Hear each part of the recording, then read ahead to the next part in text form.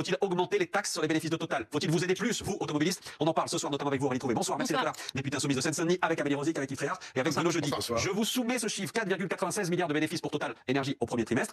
Qu'est-ce qu'on fait? Qu'est-ce qu'on fait?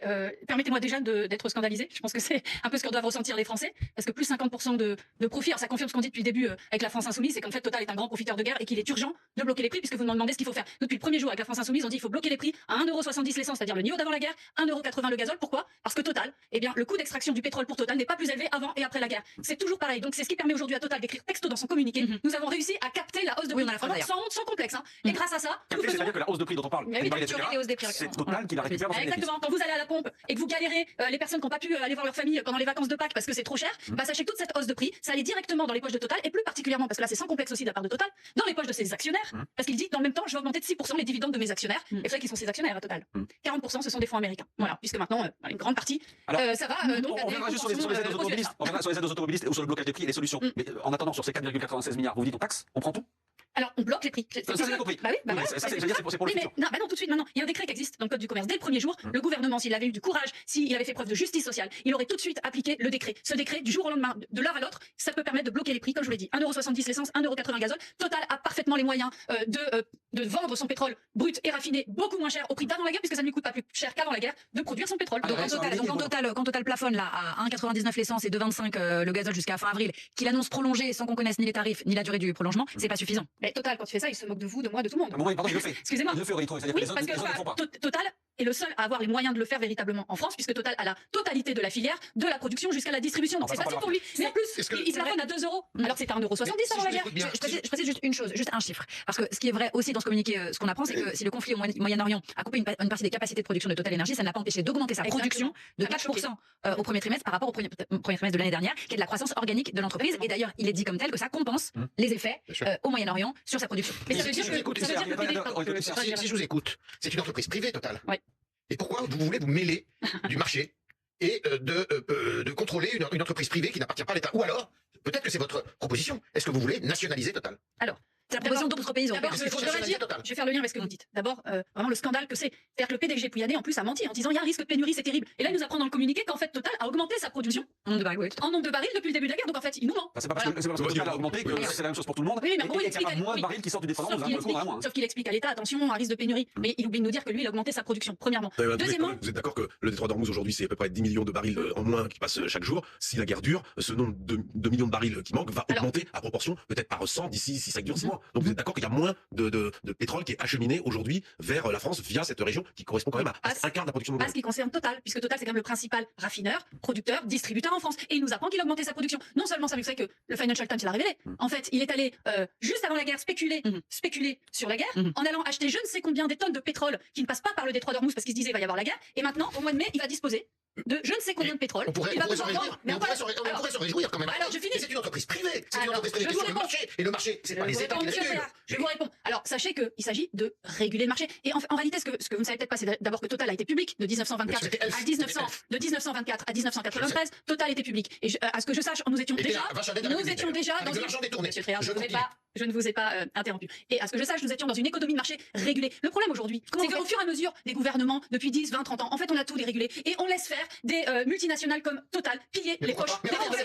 Mais comment on fait concrètement? Vous avez Total, d'accord, mais vous avez aussi des compagnies pétrolières qui sont anglaises, qui sont britanniques, qui sont américaines. Et alors vous voulez que nous, en France, c'est le village gaulois et on a une société. L'Espagne, l'Italie, le Portugal et l'Autriche, pardonnez-moi, pour le coup, non, il y a l'Espagne, l'Allemagne, l'Italie, le Portugal et l'Autriche qui ont fait une lettre commune adressée à la Commission européenne pour leur demander, compte tenu des distorsions actuelles de marché et des contraintes budgétaires, la Commission européenne devrait rapidement mettre au point un instrument de contribution similaire à l'échelle de l'Union européenne, reposant sur une base. Non, c'est pas du tout le village gaulois, parce qu'au contraire, le gouvernement français n'a pas signé ce courrier. Ce que je veux dire par là, c'est que si on écoute Madame Trouvé et si on écoute la France Insoumise, c'est le village gaulois justement, précisément. Et c'est peut-être pas, mais parce que vous voulez absolument contrôler ce que fait Total, alors que Total est une compagnie pétrolière qui fait partie des majors dans le monde, autant que je sache, et que aux États-Unis, le gouvernement américain ne cherche pas à contrôler ces compagnies pétrolières. Je crois que vous n'avez pas compris le blocage des prix. Le blocage des prix, qui est un instrument qui casse l'économie. Monsieur Tréhard, si vous me le permettez, je veux bien répondre. Vous faites les questions et les réponses. Donc je vous fais la réponse.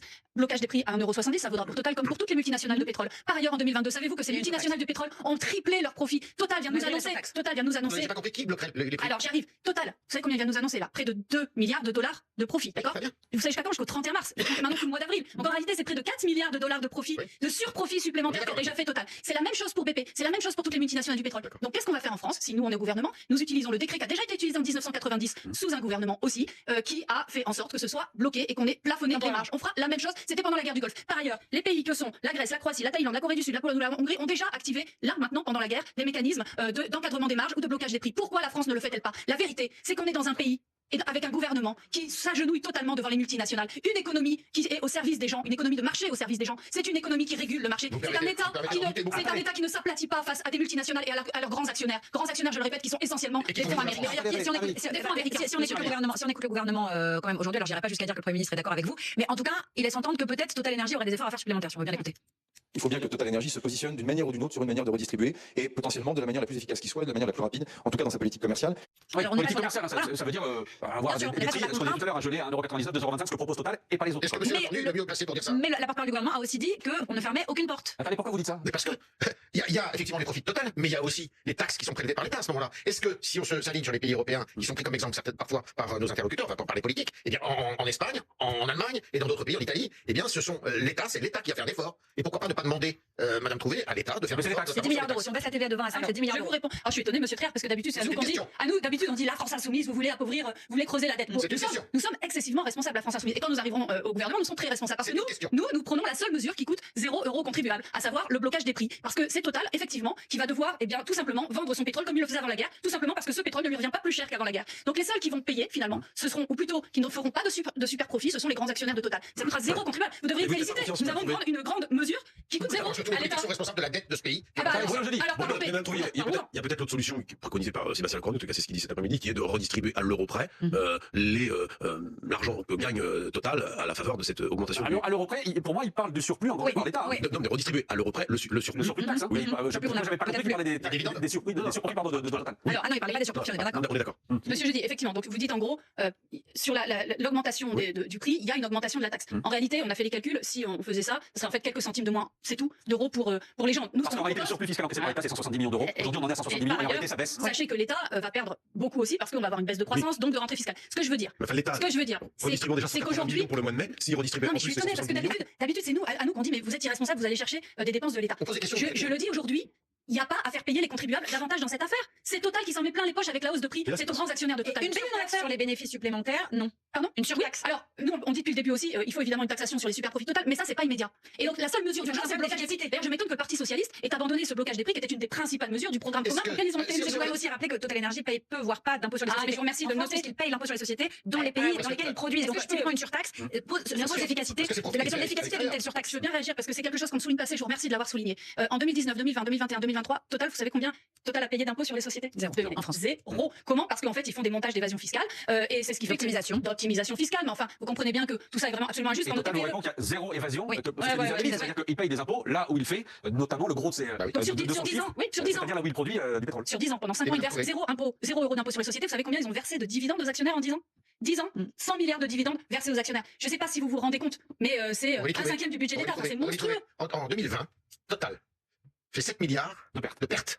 Ah, Qu'est-ce que fait la France insoumise quand Total fait des pertes? Alors, en fait, je crois que vous Parce connaissez que c'est bien tous- joli tout ça. Oui. Mais comment Vous vous connaissez- faites quand une société, eh bien, justement, Monsieur- est en situation Monsieur délicate? Théard, vous allez évidemment vous connaissez comme moi les mécanismes des prix de transfert, ce que pratique Total, c'est-à-dire en fait ils annoncent des pertes, mais parce que en réalité ils ont reporté déjà des pertes des années précédentes, et donc c'est du montage fiscal, et puis surtout ils ont en fait C'est toujours ils leur ont non mais attendez, mais ça c'est tout à fait, je veux dire tous les économistes le savent, c'est-à-dire ce qu'ils ont fait, c'est qu'ils ont déclaré des méga bénéfices, notamment au Luxembourg ou aux Pays-Bas, d'accord, parce que la banque paie quasiment pas d'impôts, et puis en France ils ont déclaré des pertes. C'est pas la raison. Hein. Ils ont déclaré La des raison, pertes c'est que vous êtes en pandémie de pour ne pas payer d'impôts sur les sociétés. Bien sûr qu'il y a eu le Covid, mais par ailleurs, ils se sont débrouillés. Oui, c'est votre interprétation, mais c'est non, pas la bah, même. alors regardez les chiffres. Cette année-là, en 2020, ils ont déclaré des super profits ailleurs dans des pays qui ont quasiment pas d'impôts. Et par contre, en France, ils ont déclaré des pertes. Donc vraiment, c'est un scandale parce qu'en plus, Total, non seulement se fait plein de fric sur le dos des gens avec les crises en 2022 et maintenant. Deuxièmement, Total ne paye quasiment pas d'impôts et en faisant, comme vous dites, de l'optimisation fiscale. Et moi, ça me dégoûte quand je vois que les petites et les moyennes entreprises, elles payent beaucoup plus d'impôts que toutes ces multinationales qui versent je ne sais combien de profits. Ça me dégoûte. Quand je vois qu'il y a autant de défaillances de petites entreprises et quand je vois Total faire ça et qui en plus est en train de faire fermer plein de petites entreprises qui peuvent pas tenir à cause de cette flambée des prix qu'organise Total, ça me dégoûte. Aurélie Trouvé, encore une question. On a bien compris que l'une des hypothèses ce soir sur la table, c'était un prolongement du blocus du détroit d'Ormuz, j'y reviens. Patrick Pouyanné, le PDG de Total Energy, disait il y a quelques jours, si ça se prolonge de 2 ou 3 mois, alors on entrera dans une ère de pénurie énergétique. Vous vous dites ce soir, ça n'existera pas, c'est faux. Alors, d'abord, sachez que Total a plusieurs mois de stock privé, de stock stratégique. Sans compter ce que je vous ai raconté, c'est qu'ils vont avoir des cargaisons monumentales au mois de mai parce qu'ils ont spéculé par avance, d'accord? Pour autant, ce que vous dites est important, c'est-à-dire qu'il faut se préparer à une société de l'après-pétrole. Parce que progressivement, de toute façon, nous aurons des ressources qui vont fortement Mais on le fera pas diminuer. d'ici Et d'autres en mois. France, On le fera pas d'ici et d'autres ce mois, on va que- le trouver. eh ben, il y a des mesures d'urgence. D'abord, il y a des mesures d'urgence à mettre en œuvre, la décarbonation de notre Oui, industrie. oui. Ce que j'observe aujourd'hui, c'est que par exemple ArcelorMittal, eh bien, on a confié notre plus grande sidérurgie à un grand mania de la finance étrangère, d'accord, un grand groupe étranger, qui du coup ne fait pas la décarbonation. Donc on a tout un appareil industriel qu'on ne décarbone pas. Pour revenir dans l'immédiat, ce soir, Donald Trump annonce que la guerre pourrait durer des mois. Oui. Dans 3 mois, dans 4 mois, les stocks stratégiques, ces 3 mois en France, les stocks stratégiques, ils auront été épuisés. Pour l'instant, les stocks stratégiques, on a touché c'est des 2%. Donc, Enfin, on peut dire qu'on aura commencé à les entamer. Donc, ce que vous dites Bien sûr. est vrai, mais au bout de 3-4 mois, ce sera plus le cas. Et là, il ne faut pas parler de l'après-pétrole. Je suis absolument d'accord avec vous sur l'après-pétrole. Mais dans 3-4 mois, 5 mois, puisqu'on doit se préparer une guerre longue, c'est Donald Trump qui le dit ce soir. Vous me direz, il va peut-être changer d'avis après-demain, mais C'est pas possible. restons sur ce qu'il dit ce soir. On va avoir un problème de pénurie. Et il a raison, Pouyanné. Alors, d'un mot, il y a tout un tas de mesures d'urgence à opérer pour électrifier qui peuvent avoir des effets d'ici quelques mois. Et par ailleurs, il y aura aussi des mesures qui vont durer pendant des années. Mais en 2022, qu'est-ce qui s'est passé? Je finis là-dessus. En 2022, il y a 72 milliards d'euros qui ont été déversés par l'État en bouclier tarifaire. D'accord? 72 milliards d'euros parce que l'État n'a pas fait bloquer les prix. Et donc Total s'en est mis plein les poches. Ce qu'on aurait dû faire avec ces 72 milliards d'euros, c'est préparer la France justement à l'indépendance, à faire en sorte qu'on ne soit pas obligé d'importer massivement des hydrocarbures. Et là, on serait beaucoup mieux maintenant. Je suis un peu Et moi, plus je avec vois vous, j'entends ce discours depuis 40 ans, parce que j'ai vécu le premier et le deuxième choc bah, c'est pétrolier. irresponsable de la part de la Macronie. Oui, mais C'est pas irresponsable. les Quand je Macroniens, vois que la c'est- Chine, l'Inde, etc., il y a tant de pays qui se sont préparés Oui. à l'après-pétrole, aux énergies renouvelables, et nous, on a 10 000 trains d'avance à cause de la Macronie. Il est temps plus tard. Merci, Aurico, et merci d'avoir été avec nous ce soir. On va continuer à parler.